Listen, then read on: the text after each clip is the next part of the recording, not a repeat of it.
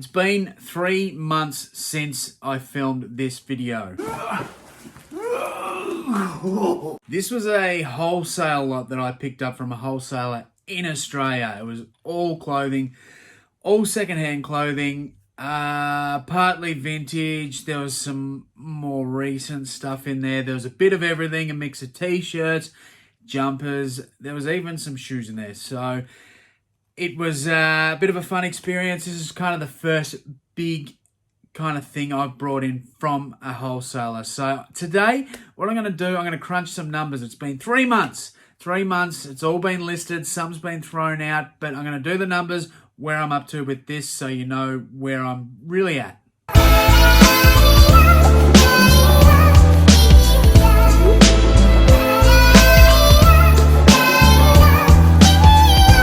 So as I said, this was kind of the first big deal that I did off a wholesaler. It wasn't a Facebook Marketplace pickup.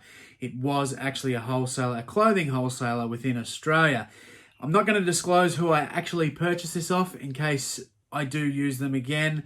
But they were fairly easy to find, and there's a lot in Australia, and people are always asking, where do you get these wholesale deals? How do you find them? And the easiest way that I've found, because I've done a few deals with a few different ones now, and honestly, it was Google. Simple as that. I Googled wholesalers in Australia and I found quite a few, and now I've worked with quite a few, and I'll continue to test some, and I'll pick the best of my experiences from using these wholesalers. Anyway, this one in particular, I wasn't too sure on, because when it turned up, there was a few items that were kind of smaller sizes. There was some damage and all that sort of stuff. So that was kind of raising some alarm bells early on. But it ended up being all right. They've been bread and butter items that have just ticked along, and basically it's worked out really good because I haven't had to go out and use the time in sourcing items. I had them come to my door. I've been able to clean them up and list them and sell them. So this is where I'm at with it. So basically, I've got the laptop in front of me. So I track it all on a spreadsheet. Simple as that. When I do all these bulk deals, I track it all, so I know if I've done all right out of it. I've got the wholesaler's name on there, and that way I can sort of work out if I'm going to use them again. Now, as I said, the smaller items was a bit of a turn-off to begin with, because smaller items are generally a bit slower and don't go for as much money. That's always a bit of a worry. But there was still some good stuff in here. There was some damaged stuff too. So we're going to get into that. But firstly, to get this shipped to my house, I've spent $1,060. That's delivered, which I worked out there was about 148 items in this box to sell. So roughly I am paying $7.40 per item. So every single thing in this box is $7.40. There's probably 3 or 4 items that I just didn't bother with. They're going in the rag bin. So I pissed them off. And the ones that needed cleaning, some stain removers, I actually paid my mother and father-in-law to clean it up for me. It's just something I'd rather do. I'd rather pay someone to do that. I don't have to worry about it, and that's all been sorted out for me. So when I paid this $1,060, put another $100 into that on the cost, because I've actually paid someone to do the cleaning up of it for me. So even though there's been a lot of t-shirts that have ticked along for the $15 to $20 mark, which when you're paying $7, which I wouldn't pay for this sort of stuff in an op shop, it's not a huge profit, not a huge return, but it's all going to build up on the final tally of what we're selling this stuff for. So you've just got to sell it to get that final build up, because by the time I take out my fees, the tax and all that sort of stuff, some of these items are literally only getting $2 or $3. So you see people picking up wholesale deals and you think it's all tits and frothies. It's not. It's some of it's just going to be slow going, and some of it's going to be minimal price. So far I haven't sold anything at a loss on that $7.40 mark, which is a bonus, but there's been some that are pretty close, which are only the $1 to $2 profit. But a lot of that was just very sort of late 2000 Nike and Adidas t-shirts. And a lot of these, the reason they've only gone for the $15, this is plus post too. I charge the buyer the post. So essentially they're paying $25 for a secondhand t-shirt. So it's still a bit of money to pay for these shirts. I mean, a lot of people would do the free post and put that into their actual items. So it's not so bad. But anyway, they're kind of ticked along, and they still just build up and churn away and keep turning over.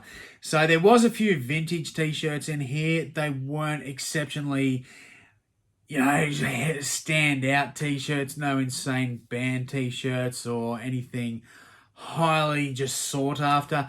But there was vintage in there. There was some strange stuff. Animal print, like this deer one here. There was just all sorts of different random ones. So there was a few vintage t-shirts, but they were all around the $30 to $40 mark. As I said, nothing over the top. Now, good thing with this, a lot of these actually sold on Depop, so the fees are a lot less than eBay. There's a lot of jackets and stuff in here, and stuff that I probably wouldn't have looked at in op shops, to be honest. And that was like brands like Reebok and stuff. Generally, I definitely wouldn't pay $7 for a Reebok jacket. That's a personal thing on me, but that was from not having experience. Now, after doing this lot, it actually opened me up to it because there was quite a bit of Reebok jackets and stuff, and they just ticked along. So I was getting $30, $40, and even $50 for some of these jackets. It wasn't just Reebok. We had Adidas in there. We had Nike.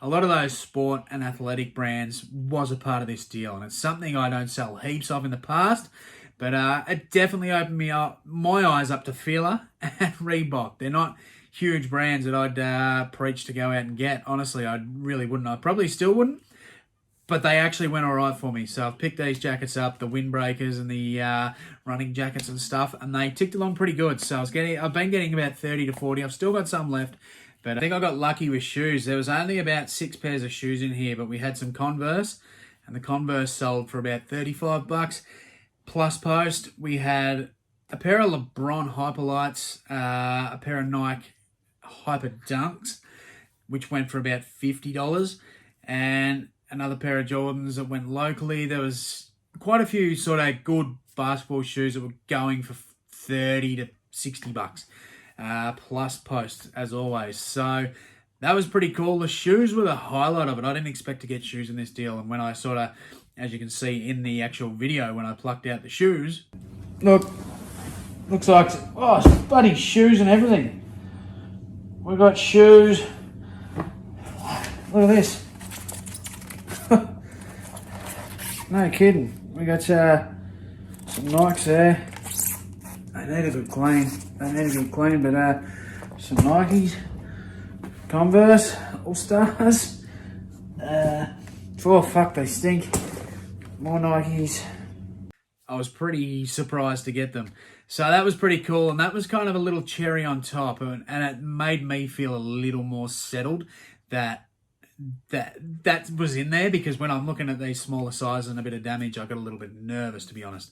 But that was pretty cool, and they've ticked along well. I think I've got one pair of shoes left, which I'm going to get on top of now, because that's something that I want to get on top of. There's stuff that's still left over. So basically now I've actually, out of the 148 items that I picked up, I've sold 68 items. And that comes to a total of $1,687. Now, that is after, obviously they pay post, that is after fees, and that is after tax. So I'm in front. That's the main thing, and that's what I was nervous about when I seen these smaller sizes. When I started selling things for kind of a smaller price, I was really nervous that I was not going to make, I was maybe just going to make my money back, which was a lot of time into this, because you can, as you know, you photograph your list, you measure, you do everything with 148 items. It takes a lot of time, and if you're not going to actually get profit out of it, because when you go to an op shop, you are only paying $2, $3, $4, whereas here the price is raised a bit because I'm getting it to my door. I don't have to worry about putting the time in sourcing it. So I was nervous, but realistically, with 68 items sold and I'm in the profit, there's still profit to be made. So I'm going to assume I'm going to be up around the $3,000 mark once this is all said and done, because I still have a lot there. As I touched on, the stuff that is there, it's been 3 months and I just really want to get this stuff moving. So what I'm going to do now is start to do the sell similar trick.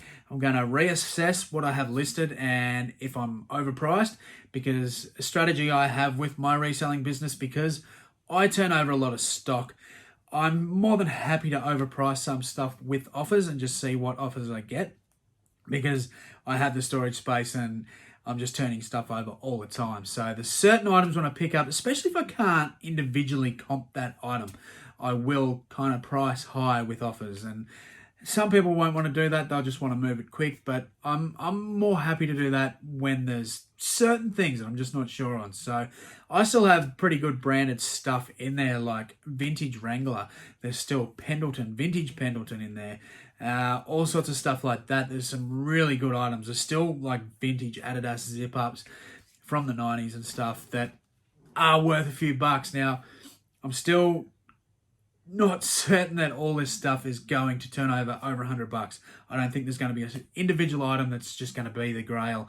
At this stage, the highest priced item was actually only $68. So it's just a matter of turning it all over to get a final figure. So thanks very much for watching. Don't forget to hit that sub if you like my videos, and give us a thumbs up because it helps me churn along. I'm going to keep pushing out more videos. Still doing my Thursday live streams, which has been awesome. Getting to chat with heaps of cool people, and I'm also on the podcast now. So on Spotify, iTunes, and SoundCloud, you can find Diary of a Flipper. But I appreciate you all for watching. I love you all, and I will see you in the next one.